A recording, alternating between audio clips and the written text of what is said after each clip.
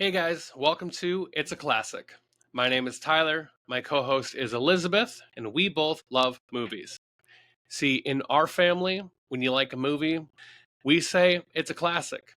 So even if a movie is designated as a classic, like Wizard of Oz or Casablanca, or it's my dad's favorite, like Three Amigos or Ace Ventura, doesn't matter.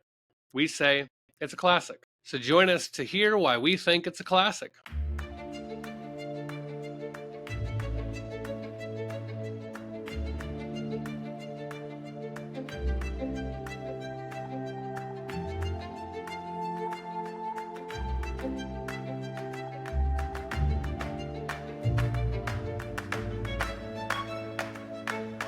So, welcome back, everyone, to It's a Classic. This week, we are going to talk about another disaster movie. Last week, of course, we did Dante's Peak.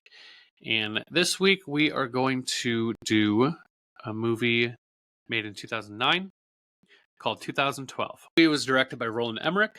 He did a lot of good movies. He did Independence Day. He did The Patriot. During The Patriot, because they were filming that in Colorado, he had to worry about so much about the weather, and the weather completely dictated when they could film and for how long, and when they had to shut down and for how long, that he thought, well, if I could control the weather, I wouldn't have this issue, and also weather is crazy. And so from that, he came up with The Day After Tomorrow, which we're doing next week. So it all ties into each other. He has, all these disaster movies that he's done, and he said, all right, I'm going to do one more big one. I'm going to do the biggest one I can, and then I'm done doing disaster movies. And then he made 2012, and that was going to be it. But he ended up years later doing a sequel to Independence Day, which I have not seen. And then he also did a movie called Moonfall, which I have not seen. It's 2012. It stars John Cusack and Woody Harrelson. Yeah. So, would you like me to start off with speaking about the things about this movie that are real and the things that are not? It's not long, it's just a few little things that when you're talking about conspiracy theory and you've got someone in the movie that is a conspiracy theorist, we need to talk about the things that they're talking about, right? So I think that as long as people are educated on and you know, as my son, that I do have some a little conspiracy theory inside of me, but there's nothing wrong with a little bit of that in everybody, right? Question everything. Okay, so let's get to it. The first 5 minutes of the movie, I want to talk about that they're saying that a solar flare will physically change our planet in some way, right? That's what they're saying. So, first of all, this is the statement that solar flares will cause the Earth's core to heat up. So that is not true. Not true. Solar flares will cause a minor disruption to satellites in space and to high level of planes that are flying at a high altitude. It'll cause some disruption there with their navigation and so forth. But other than that, that's about it. Like, we see the northern lights, we see some pretty gases and reflecting and stuff, and that's literally about it. But they're saying that neutrinos can cause a physical reaction. So first, I'll explain what a neutrino is. It's a subatomic particle that travels through the Earth and it reacts with protons and neutrons. The reactions are unnoticeable because they're so microscopic, and it only happens 1 in like 10 billion of these. The only time we would see a noticeable reaction would be if our star went supernova, and then we would all definitely feel the reaction and be, we'll be in heaven with Jesus. So that'll happen. We would all be dead instantly, yeah. Instantly, yes, because that's what would happen. So just to bring that in perspective, that as we've been speaking, 100 trillion neutrinos have been passing through our body every second. So obviously, no reaction is happening to any of us right now. Pardon me. that also that the inner core of our planet will stop spinning and go into reverse. That is false. There's a lot of people that would love to theorize about that potentially happening. That is all speculation. Since we can't see what's going on down there, we're only guessing. We're using some machines that can see so far down, but they can't see like what's going. It's all a bunch of speculation. So they're speculating that our electromagnetic and our gravitational forces will cause the Earth's crust to slow down. Also, this movie talks about that in the year 2012, December 21st, 2012, according to the Mayan calendar, that the Earth will just all stop. It's currently 2024. We have determined that that is not real. Nothing happened that day. Nobody looted anything, and we didn't have any big suiciders. So I think it went off without a hitch, and we just kept living our life. I thought neutrino was a made-up word. And then I did I too looked it up. until I And I was like, started oh, looking into it. all right. It's actually a thing. Yeah, and as he's going through a dossier, which we don't know anything about at this point, it is told to us that the price of a ticket is 1 billion euros, and that is per person. We don't know what that is yet. We just know something's crazy expensive. You know, he's kind of a side character that we're introduced to. All of this happens before the title card of the movie, because the title card happens like 11 or 12 minutes into the movie. I honestly, when I saw, 2012 come up as a title card, I forgot that like we didn't see that at the beginning. It took a long time. Yeah, so the first thing we see with that, is a news story about a bunch of people in at some of the Mayan temples that have ended their lives. So they assumed, well, if the Mayans didn't write anything after that, I guess there's nothing after that. Personally, I think they just ran out of room on the stone they were using. Let's see, December 2012, you were living in California, and I was at that point flying to Switzerland. So nothing happened. Just living it my didn't life. interrupt flights or anything. But in this movie, things are happening. You have this art director for a museum in Paris that is setting aside works of art that are priceless. They're boxing up the Mona Lisa, and they're going to send it all to vaults in Switzerland, and to keep them all safe, or so they assume. And we find out that that is not the case, because he calls his assistant, who happens to be the president's daughter, and says, hey, figured out all this is a lie, and I know the truth, and I'm going to make a press conference tomorrow, and I'm going to tell the world that what's actually going on. And as he's on that phone call with impeccable timing, his car explodes in a Paris tunnel, and pretty sure you picked up on this, but I saw it and immediately thought, that is the tunnel that Princess Diana died in. And it is. And it's confirmed through the news a moment later. Have died from any other way at any other location, but it is identical to Princess Diana. And I don't know. I mean, I don't know. There's a conspiracy theory thing in there for sure. I'm sure there's someone out there going, maybe Princess Diana knew things that we didn't, and she was going to tell the world, and that's why they killed this guy, because he was going to tell the world. I mean, and hey, maybe, who knows? We'll never know. Anyway, John Cusack's character. It was Jackson.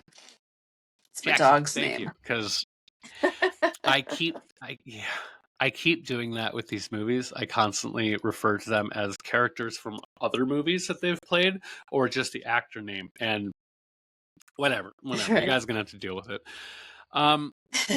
Yeah, so he wakes up to an earthquake, which I think must be a significant one, because people in California typically don't care that earthquakes are happening. You know that.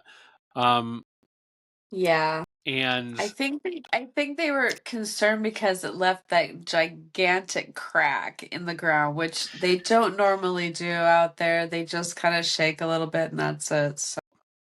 they go through, and he's trying to get his he's going to pick up his kids to go to a camping trip going to Yellowstone, because that's where he and his previous wife used to go, and so he's bringing his kids. Let me tell you a little bit about Yellowstone. Can I? Yes, please do. Could I do that? Okay, let's do it. All right. So, Yellowstone, if you don't know already, is a caldera, which is basically an ancient or an old volcano that has exploded before, and then it's sunk. The center of it has sunk down in, so that it leaves an impression of that behind.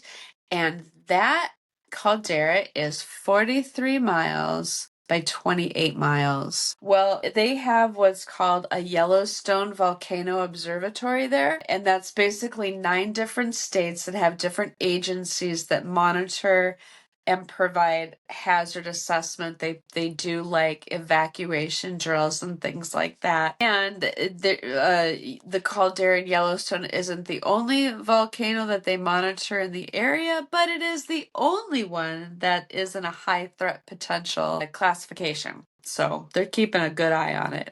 2011, they ran an evacuation drill in Salt Lake City to test the responsiveness of the teams there in the event of a giant eruption. So you know that they're not taking it lightly. This is a real threat, so that they're just making sure that areas that are in the survival zone are prepared. They've been taking measurements on the caldera since 1923. It has risen anywhere from 5 to 24 milliliters a year. The most recent seismic activity was in the month of October, which we are still in. So I think when I looked at this, it was October 9th. So in the first 9 days of this month, there were 68 earthquakes between a 3.2 and a 5.6. And they consider that to be a high risk. They are monitoring things in that area closely. When Jackson is taking his kids to Yellowstone, they hear over the radio transmission about how the government's starting to come into Yellowstone, and how there's helicopters coming in, and this stuff's getting crazy. And of course, movie timing magic, as they're hearing this, they see helicopters fly overhead. They go to they go to Yellowstone, and things are fenced off. And like a good father, they all jump the fence. Yeah, and then they get taken by the government back to the the camps there. Okay. Woody Harrelson. He is the guy who has been doing all these broadcasts about Yellowstone and things that the government's doing and all this stuff. And so we get to we very quickly know who that guy is, as he's eating a pickle, saying, "This is wild, this is crazy." He gets really close and he's like, "They're building spaceships, man." And Jackson's like, "Well, I gotta get back to Earth." I feel like when people talk to me, they reach that with me sometimes too, because sometimes my conspiracy theories, people are like, "Yep, that one was too much."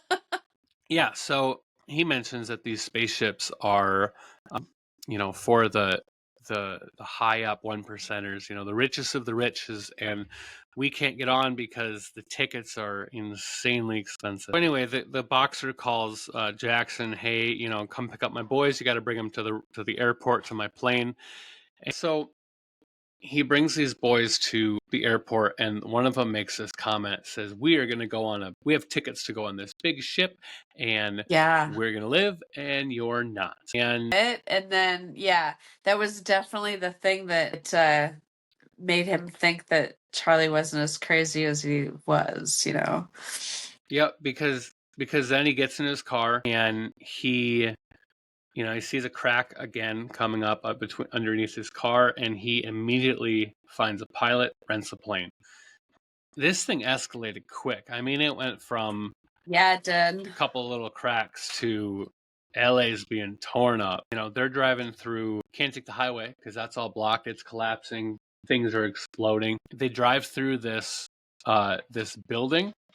And the only reason why I'm mentioning this is because I streamed this one, and the video cut to a commercial for Allstate right when the limo bursts out right when it bursts out, and that was so funny. planted. Perfect timing. They actually have evacuation plans that they do in those cities is right there for a massive earthquake like that happened in Chile and and Japan. The pilot for the plane is dead, and they do the thing that I guarantee my family would do to me because I am a pilot. I only have like 400 hours, but I know this would happen to me. They'd say, "Hey, you're a pilot. Get in and fly us." I don't fly double-engine planes. I've never seen a plane. I've been in a plane with you. He knows how to land and take off. I guarantee he can fly pretty much anything. Anything.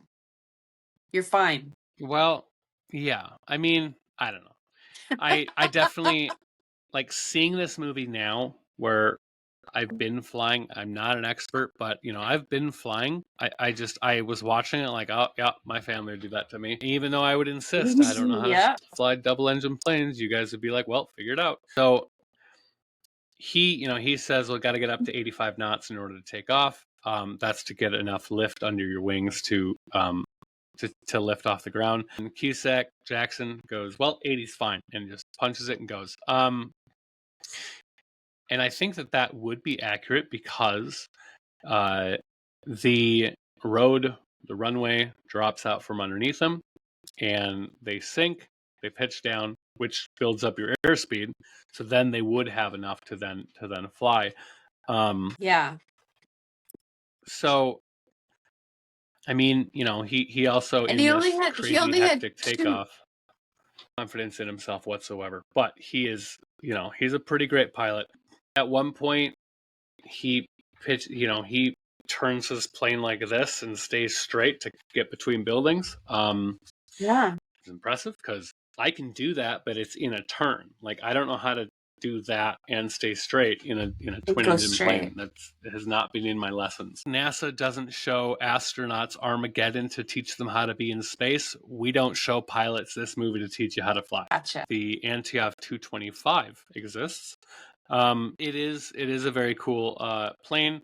The thing that got wrong with it, though, is that the cargo bay is not oxygenated in those planes, and so because cars don't need to breathe, but they're all hanging out in the cargo bay the entire time. I might be able to do better only because I have my bachelor's in aviation and aviation management, but all the classes that I had to take were all focused on these big commercial level airplanes.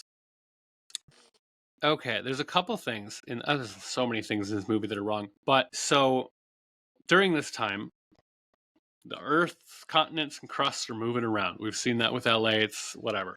As they're flying over Hawaii, because they need to land for fuel, they see that the entire island is engulfed in flames and lava. Makes sense, right? It's a volcano, but they need fuel. So now they're preparing for an ocean landing. Except, conveniently, it's literally the most convenient thing in the world. The entire continent of Asia, the whole thing, I don't know, has shifted. All of it. Like 1,000 miles southeast. And so animals being taken to an ark.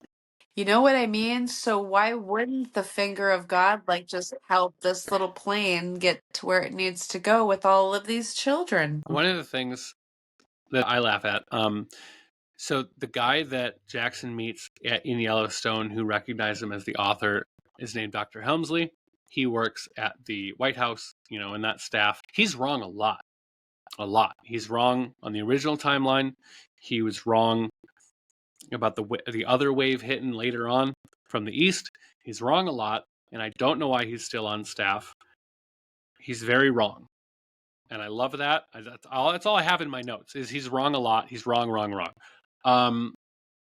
Because just keeps happening. But he's like the only guy they're listening to and paying attention to, and he's bringing them, and all these other people who, took their families to build it. We're not even going to pick them up. They're fine. The guy who found all the neutrino stuff at the very beginning of the movie, the whole reason that all this is known, they just let him die. So it sucks, because if you want the world to be started over, you want to have a good population and not all of the rich, selfish individuals.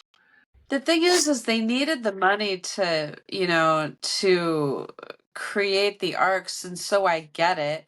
But at the same time, like you were saying, you want humanity to be, you want to save the scientists, the people who know stuff. You want to save, why wouldn't you save them? And that's just something that the president here, he says earlier in the movies that his wife, before she died, insisted that everything is put in a lottery so that everyone has a chance to live. And the president sacrifices himself to make sure that the scientist gets on board. And he's got the right idea. He's like, one scientist is worth 20 old politicians. So we don't need me. We need you. Exactly. To get into, they have to kind of break into these arcs.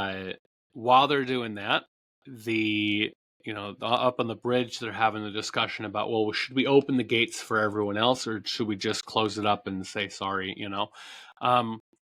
And the leaders of the world vote, yes, we need to open it up. And so they start opening all the gates. And that causes some issues with the engine room area or the hydraulics that they're trying to sneak in through. Also, at the same time, they're understanding that the calculations that they had were wrong, and they had to speed that up really fast. So they had to remember that. So they had to get people on faster than they anticipated.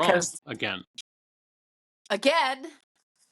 Why is he still here? Because he loves the president's daughter. That's why. I want to mention really quick too that we know the water went over the Himalayas. That is not a disputable thing, because they have found clams up there that were closed, and so that meant the clams were deposited up there when they were alive, because the clams will open immediately when they die. So that's how we know that the water was up there. Pretty great. They learned that the Himalayas are not the highest peak of the world now. Now it is, because Africa, the entire continent of Africa, has risen up.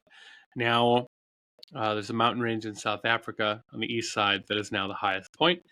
And there are parts of Africa that never even got wet, which is crazy. And the South Pole is over Wisconsin. Yeah, this one's great. Side note, because the timings of these don't quite add up. When we recorded Dante's Peak, at the very end, I said that our next episode was going to be this movie, and that I was going to be recording next to my mom. We did that when I was in Minnesota. We did, and it was fun. Crazy technical difficulties.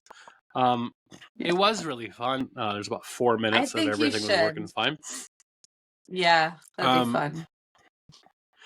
But that is why I'm back in Phoenix. My mom's up in Minnesota, so it's like, But it's also why I'm wearing we look the exact same, and we have not moved from next week's episode, which we recorded before this one. This is a re-record. Next week's episode is on the day after tomorrow, another Roland Emmerich movie. We are using our Movo microphones again. I've got the Movo UM6 that has been working really well. I really like the sound quality of it. And it's got a lovely arm for it too, that's also Movo. And then in the background, I have that really cool light display that is from Feit Electric that they sent me. That's their 10-foot LED smart neon rope. And you can program it to do whatever. Yeah, so that's all I got for this movie. thank you so much for joining us on this week's episode of It's a Classic. If you guys want to reach out to us and put in some movie requests of things you guys want us to see or talk about that we can consider, you guys can leave comments on Spotify as well as ratings.